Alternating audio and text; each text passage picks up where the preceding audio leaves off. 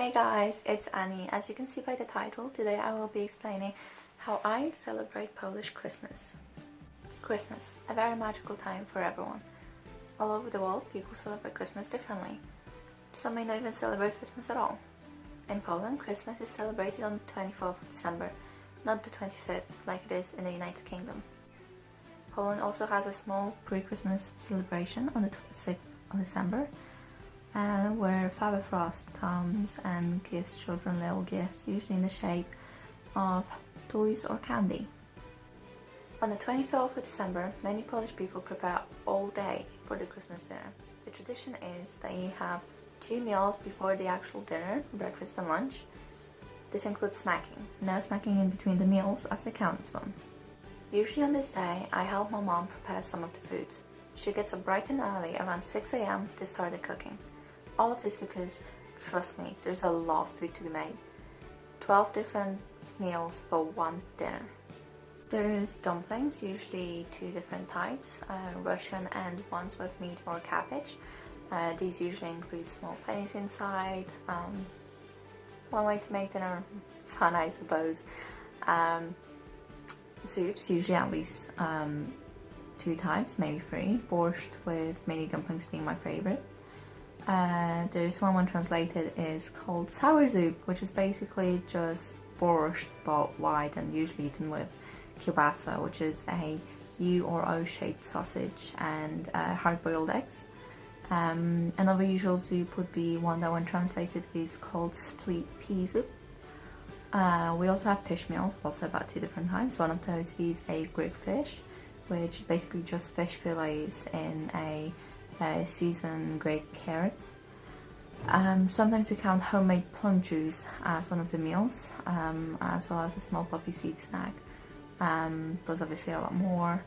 The tradition is that everyone has to try a piece of everything, all 12 meals. I'm not sure why, but it's a thing. Tradition also means leaving one set of plates and cutlery untouched.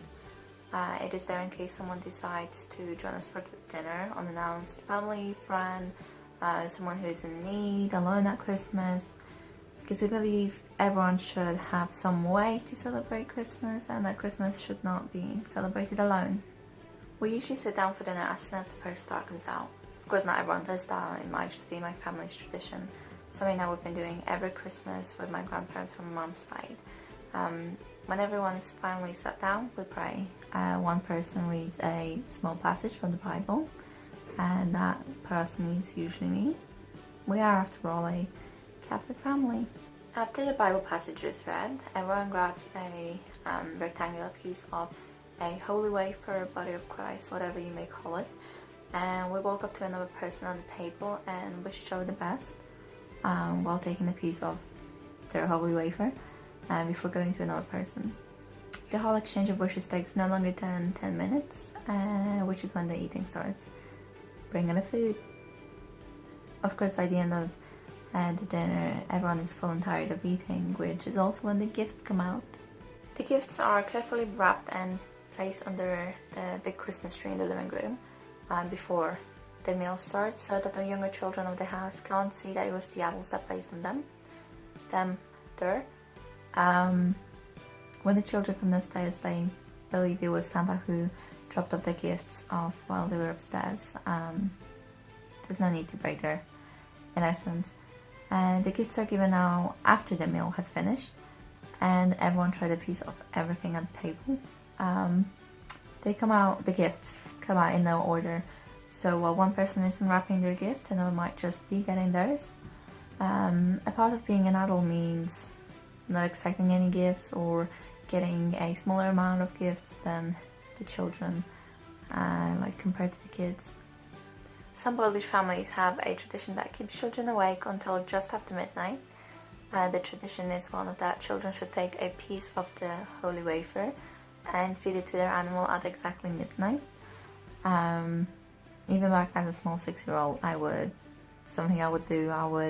come out with my cousin and older sister at midnight and give my cousin's dog a small piece of the wafer and wait until the dog would talk. It obviously never happened, but I suppose it helps tire the children out while keeping their belief about Christmas magic. while the mothers, fathers, uncles, aunties and other adults amongst the house would clean up after the dinner. The leftover food would then be used as normal meals for the next couple of days, and that is to ensure that no food goes to waste.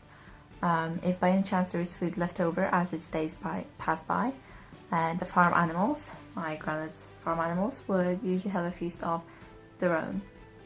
Back in Poland, we would celebrate Christmas as a very big family. My grandpa and grandma, from my mom's side, my mom's parents, my mom, my sister and me, and my 2 younger brothers when they were finally born, and my mom's 7 siblings with their wives and husbands and children if they had any at this point.